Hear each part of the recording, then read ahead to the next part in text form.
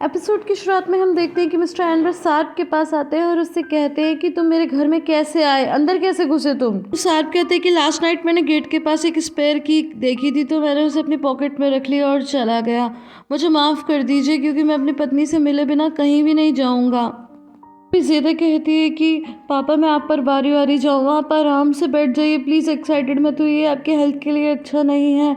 तो आप कहते हैं कि mister Anwar I am sorry, मैं आपको इस सिचुएशन में नहीं डालना चाहता था पर मैंने कल अपने बच्चों को गले से लगाया, उनकी खुशबू को सूंघा। तो मिस्टर एनवर कहते हैं कि हाँ मुझे पता है, मैंने खुद अपनी आंखों से देखा, लेकिन तुम्हें क्या लगता है कि बस इतना ही सब कुछ हो गया, तुम उनसे मिल ली और प्रॉब्लम खत्म। तो सार्क कहते हैं कि आप नहीं जानते ये बातें मेरे लिए कितनी मायने रखती हैं। तो मिस्टर एनवर कहते हैं कि तुम्हारे जाने के बाद क्या हुआ तुम जानते हो?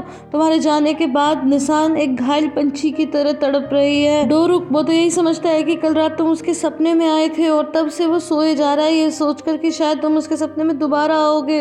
दोनों बच्चों का रो रो कर बुरा हाल है। मेरी तो समझ में नहीं आता कि कोई आदमी इतना सेल्फिश कैसे हो सकता है। ये सब सुनकर सार्क बहुत दुखी होता है और ज़ेदा मिस्टर एनवर को कहती कि प्लीज़ मैं आप पर बारी बारी जाऊँ, आप शांति से यहाँ बैठ जाइए, प्लीज़ शांत हो जाइए। और फिर वो उन्हें चेयर पे बिठा देती है। ज़ेदा कहती है कि तुम देख रहे हो ना इनकी हालत, प्लीज़ यहाँ से चले जाओ।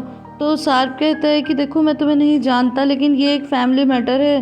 तो ज़ेदा कहती है अच्छा, तो तुम बता सकते हो कि तुमने कितनी बार अपने बच्चों को नहलाया है या उन्हें सुलाया है या उन्हें खाना खिलाया है? तुम कहते हो कि तुमने उनकी खुशबू को सूंघा है, तो क्या दूसरे बच्चों की खुशबू और उनकी खुशबू में तुम अंतर कर सकते हो? लेकिन मैं कर सकती हूँ, अपनी बंद आँखों से भी मैं पहचान सकती हूँ कि ये मेरा प्यारा डोरुक ही है।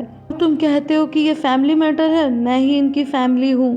तो मिस्टर एनवर कहते हैं कि हाँ तुम हमारी ज़िंदगी हो ज़ेदा। सार्क कहता है कि देखिए मैं जानता हूँ कि आप मुझसे नफरत करते हैं और आप अपनी जगह बिल्कुल ठीक है, पर मैं बाहर से मिलना चाहता हूँ। तो मिस्टर एनवर कहते हैं कि इसकी बिल्कुल ज़रूरत नहीं है क्योंकि बाहर डोरुक और निशान को अब तुम्हारी कोई ज़रूरत ही नहीं है। हमारे पास प्यार है, दोस्ती है, सब कुछ है। बाहर अपने चेहरे पर मुस्कान लिए अपनी तकलीफ से लड़ रही है लगातार। लेकिन कहते हैं कि आपने तो कहा था कि जब शीरीन को ढूंढ लेंगे तो ट्रांसप्लांटेशन होने के बाद बाहर ठीक हो जाएगी, बस मैं तब तक के लिए उससे दूर रहूं। तो ज़ेदा कहती है लेकिन इस बात की क्या गारंटी है कि जब तक शीरीन हमें मिलेगी तब तक बाहर बिल्कुल सुरक्षित रहेगी? उसकी हालत दिन पे दिन खराब हो रही है। चैनल कहते हैं कि शीरीन तो एकदम से गायब हो गई, उसका कोई नामो निशान ही नहीं मिल रहा। ईश्वर मुझे सजा दे क्योंकि वो मुझसे ही नाराज होकर घर छोड़कर चली गई थी। सार्क कहता है कि वो वापस आ जाएगी है ना? तो ज़ेदा कहती है कि तुम्हें समझ में नहीं आ रहा क्या, हर दिन गिन रही है अपने। मिस्टर एनवर कहते हैं तुम शीरीन को ढूंढ कर ला सकते हो, हॉस्पिटल तो लेकर आओ, यहाँ और किसी चीज़ की ज़रूरत नहीं है, ना ही पुराने पति की और ना ही पिता की, नहीं तो बाहर नहीं रहेगी। फिर सार्क बोलते कि नहीं नहीं बाहर को कुछ नहीं होगा, मैं उसे कुछ भी नहीं होने दूंगा। फिर सार्क कहता है कि मिस्टर एनवर क्या आप मुझे अपना फ़ोन देंगे? और वो अपना फ़ोन देने लगता है तो कहते हैं नहीं नहीं ज़ेदा तुम मुझे अपना फ़ोन दो।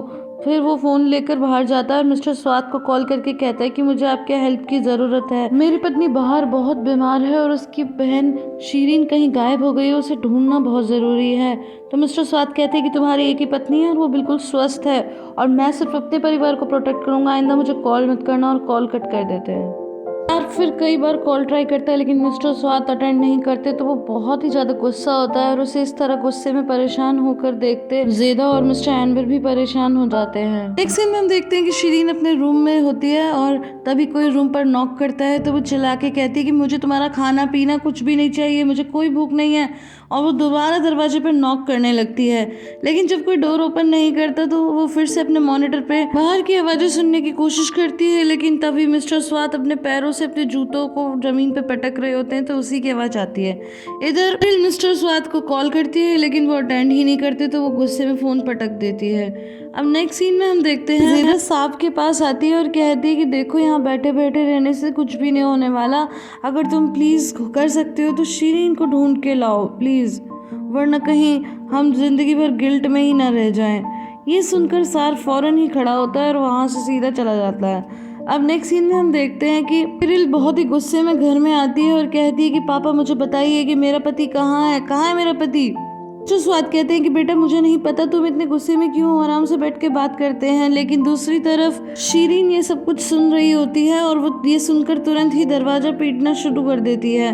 जिसकी आवाज़ सुनकर पेरिल कहती है कि क्या आपने आल्प को यहाँ पर रख रखा है? तो स्वाद कहते हैं कि नहीं। तो कहती है कि ये आवाज़ कैसी आ रही है? तो वो उसे रोकते हैं, लेकिन वो रुकती नहीं, तुरंत ही सीढ़ी उतर के जाने लगती है और एक एक करके सभी रूम्स में चेक करने लगती है। और यहाँ पर शीरीन लगातार डोर को नॉक कर रही होती है जोर जोर से।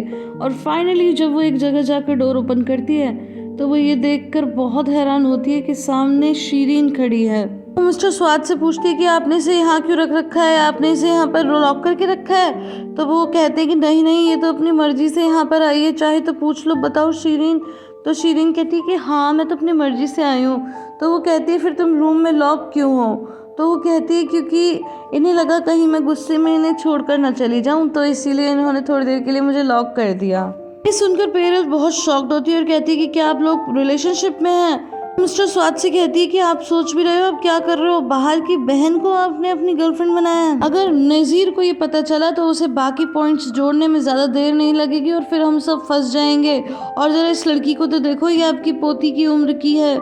तभी मिस्टर स्वाद कहते हैं कि ये जानने के बाद कि सार्प की पत्नी जिंदा है और उसके छोटे छोटे 2 बच्चों को देखकर भी तुम्हारी कॉन्शियस नहीं जागी और तुम सालों तक चुप रही, मुझे दोष दे रही हो। ये सुनकर गुस्से में पेरिल जाने लगती है तो मिस्टर स्वाद भी उसके पीछे पीछे जाकर उसे रोकने की कोशिश करते हैं, लेकिन वो कहती है कि मेरे पीछे मत आना।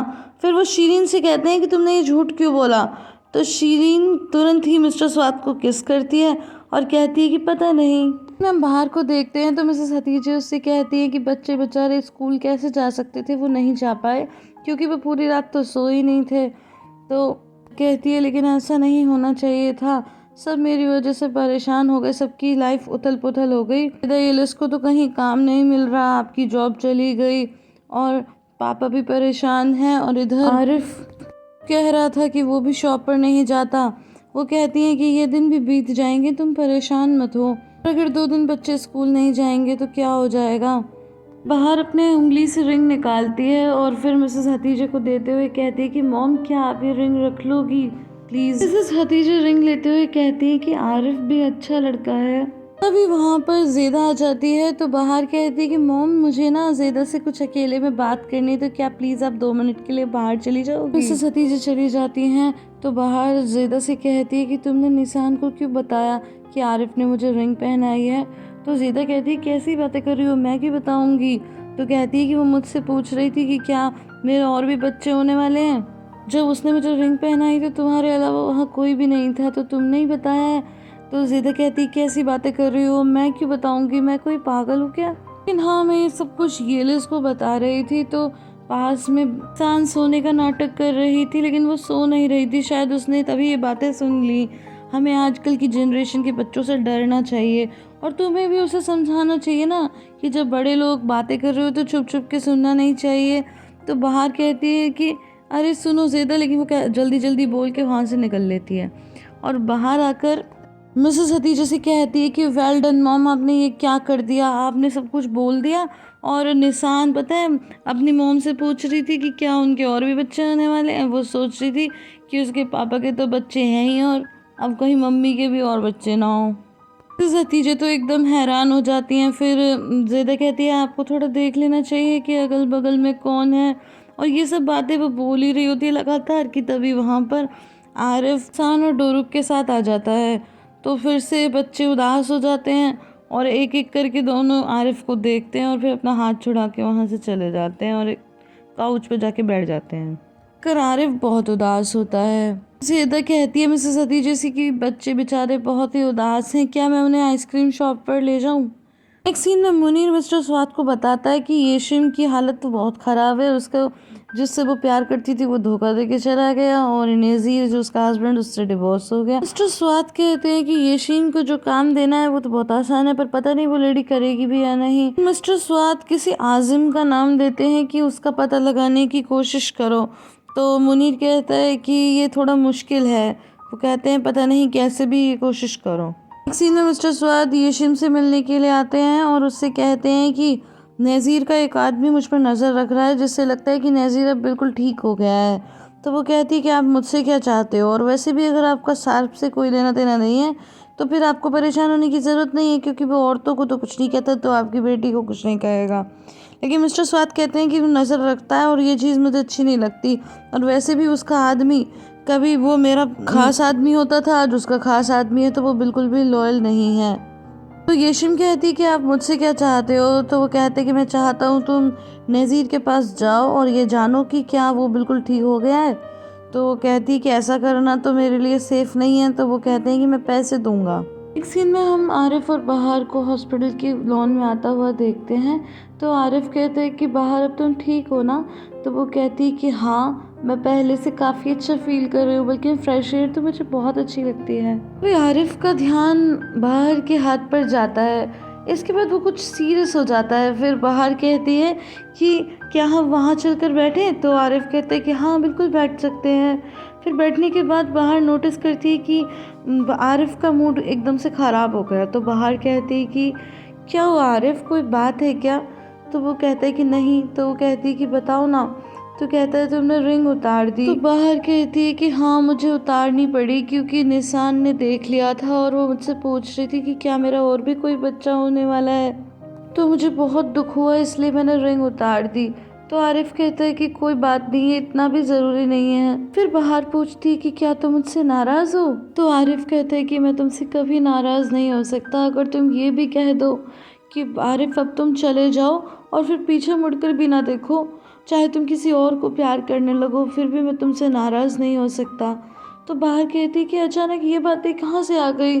तो आरिफ कहता है कि देखो, ठीक हो जाओ, कल को हालात बदल जाएं, पर फिर भी मैं तुमसे कभी नाराज़ नहीं होऊंगा क्योंकि मैं जानता हूँ कि मेरी बाहर तो एक एंजल है। आरिफ की बातें सुनकर बाहर प्यार से आरिफ के कंधे पर अपना सर रख लेती है। आरिफ भी ये देखकर खुशी से मुस्कुराने लगता है। बाहर कहती है कि कितनी अजीब बात है। तो आरिफ कहते हैं कि क्या बात अजीब है? बाहर कहती है कि कहते हैं सबसे पहले स्वास्थ्य आता है, लेकिन मुझे ऐसा नहीं लगता। मुझे लगता है कि हर चीज़ की शुरुआत प्यार से होती है। हर वो इंसान जिससे हम प्यार करते हैं वो उस डोर की तरह है जो हमें जीवन से बांध के रखता है और हमें जीने की एक और वजह देता है, वरना तुम जीना किसे कहोगे।